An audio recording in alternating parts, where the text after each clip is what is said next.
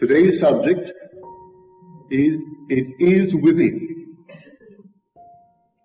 We are told the kingdom of God is not coming with signs to be observed, nor will they say, lo, here it is, or there, for the kingdom of God is within you. Can we take this literally? I look out upon the sea of faces. I see the room, and everything I see seems so completely independent of my perception of it. Is it really within me? When Blake said, all that you behold, though it appears without, it is within, in your own imagination, of which this world of mortality is but a shadow. Is that true? Everything in this vast, enormous world, is the human imagination the only thing vast enough to contain the immensity of space? Then is the human imagination one with the presence we call God? I identify God with human imagination, and in doing so I close the gap between God and man. Now, if all things are possible to God, I should be able to test this theory. If God truly is my imagination, and all things are possible to Him, I should be able to test it. And we are called upon to test it. To test yourself and see. Do you not realize that Jesus Christ is in thee? Unless, of course, you fail to meet the test. But how to make the test? How should I go about making the test? Well, first of all, I'm going to ask of you what I ask of everyone that I address. Paul said in his letters to the Galatians, let him who is taught share all good things with him who teaches. Now, Paul was not asking for any earthly goods. Let them keep whatever they have. He was asking them to share with him the results of their experiments, that he in turn could take their stories and tell it to others to encourage their faith. So I'm going to ask you to test it, and then share with me the results of your testing. Not only that, your dreams, your visions, I would like to hear them. For that's how God reveals himself to himself in man. We are told, if there is a prophet among you, I, the Lord, will make myself known unto him in a vision, and I will speak with him in a dream. Now, this is what a friend of mine did here recently. This man, I must tell you, is a very successful, I wouldn't say a businessman, he's a writer. But he's always busy writing for pictures, writing for TV, and his income is enormous. He never misses a meeting in LA. And here recently he sent me this letter. He said, you've asked me to share with you any experience of mine, such as a vision, a dream, or my practical down-to-earth experiences in the application of this principle. Well, here is a dream. He said, first of all, I must preface the dream.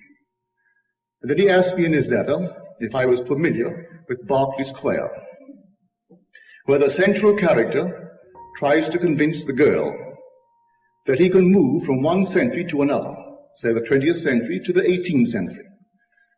And then he likens it to someone on a river, and his destination is around the bend. His present is where he is on the boat. His future is around the bend. But someone elevated above the earth, having a view of both sides of the river, would see the man's future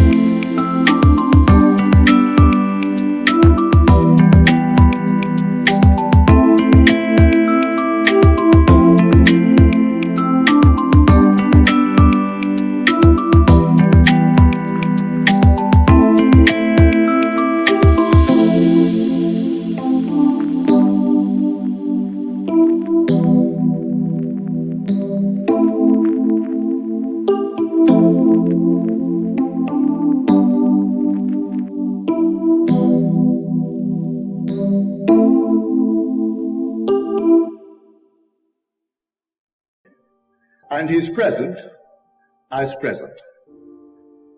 Where that man is going and where he is will be present to the one elevated. But he said, my dream began in this manner. I was the observer from above.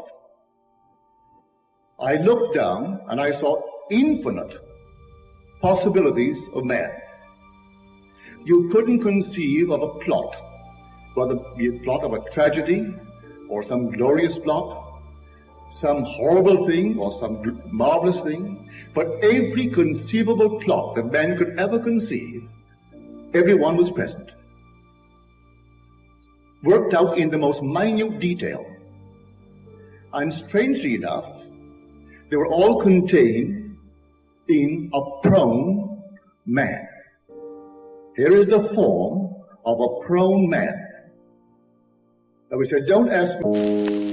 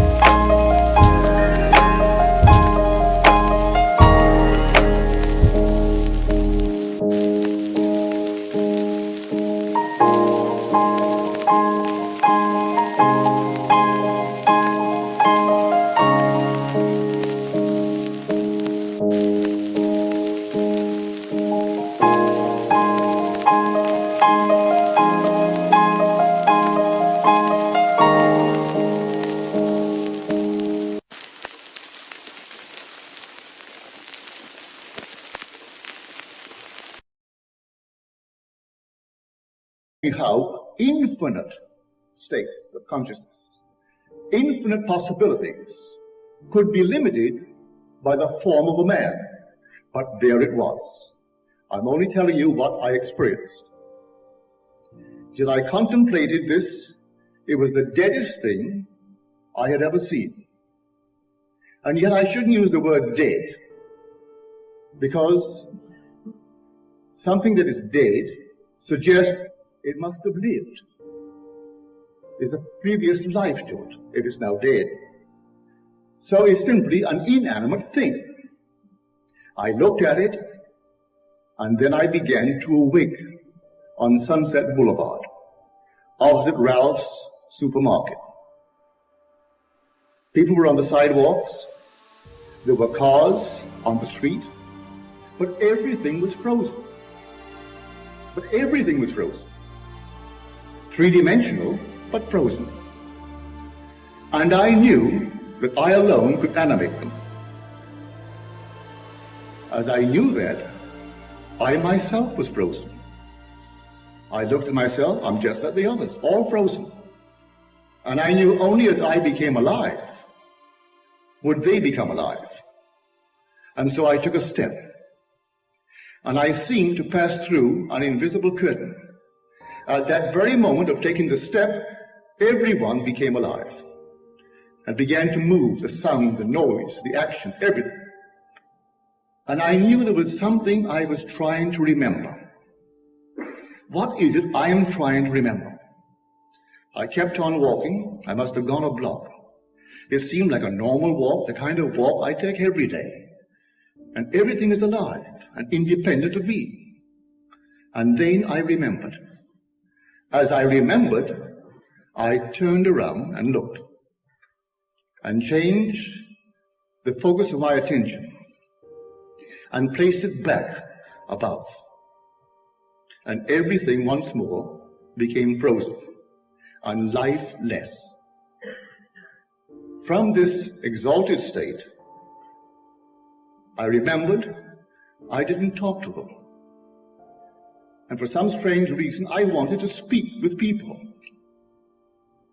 And at that moment, I found myself in the living room where a party was in progress, but they were frozen.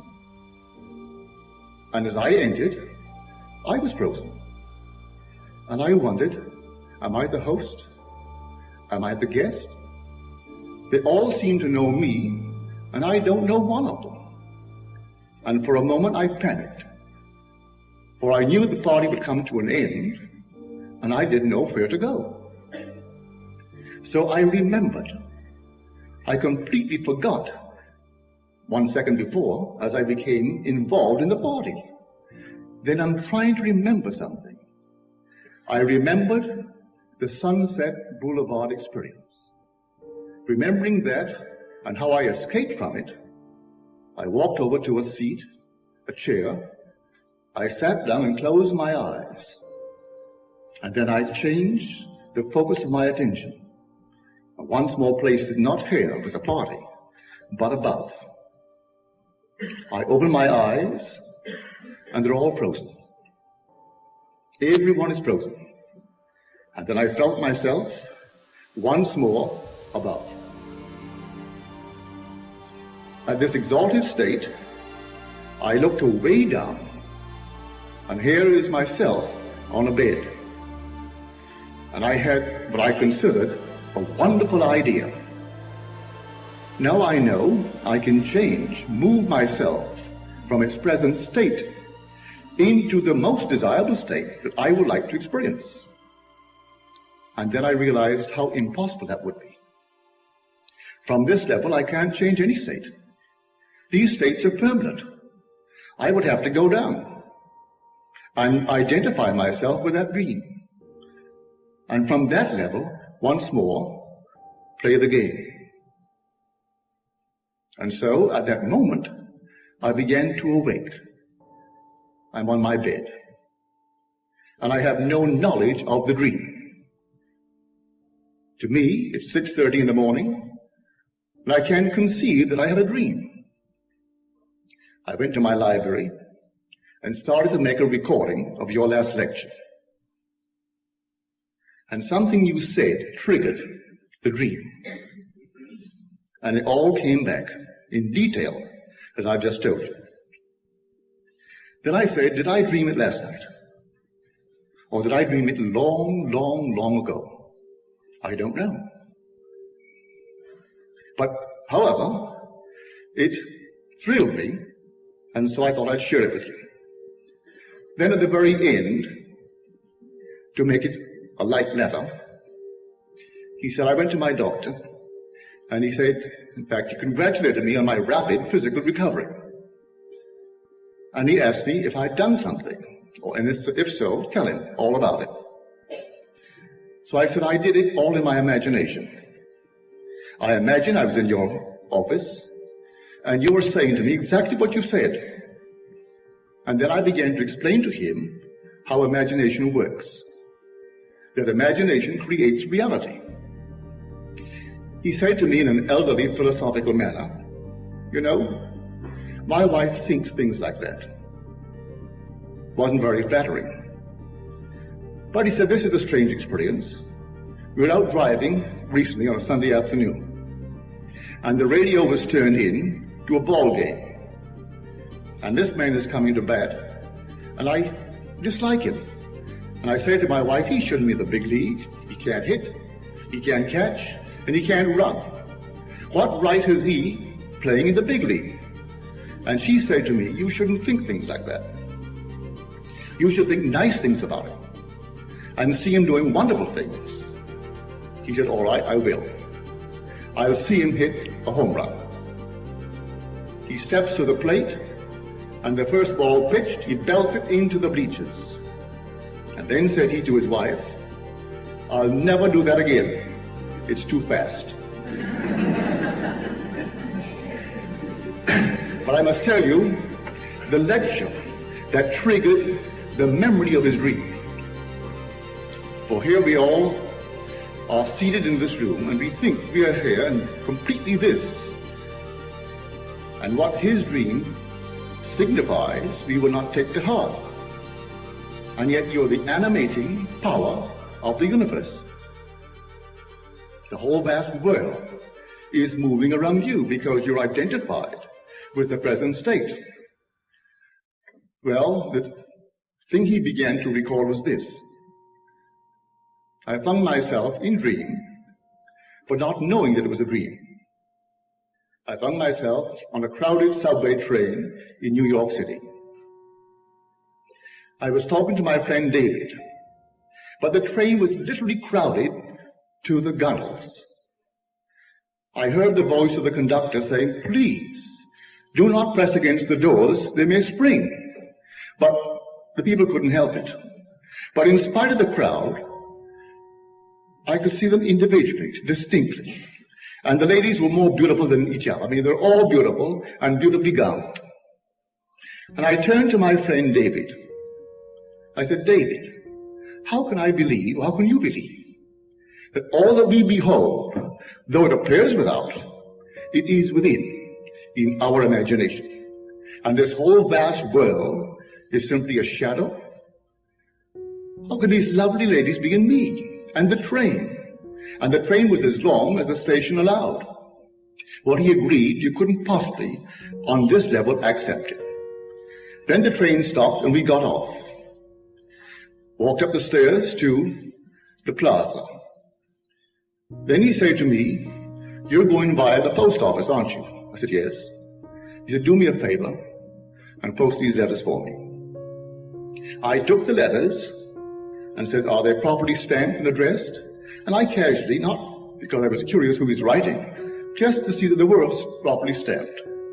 I waved goodbye to him and turned in the direction of the post office, and he went the opposite direction. And I found myself waking. Were they not in me? So what conclusion can I reach? Objectivity and subjectivity are wholly determined for the individual by the level on which his consciousness is focused. On reflection, it's subjective. When I was actually having the experience, it wasn't subjective, it was objective. Only when I woke and reflected upon the experience did I refer to it as a subjective experience. This is now objective. An hour from now, if you think of this room and the meeting, To you, it would be a subjective experience, a memory image. So I say everything is truly within. Now you can test it.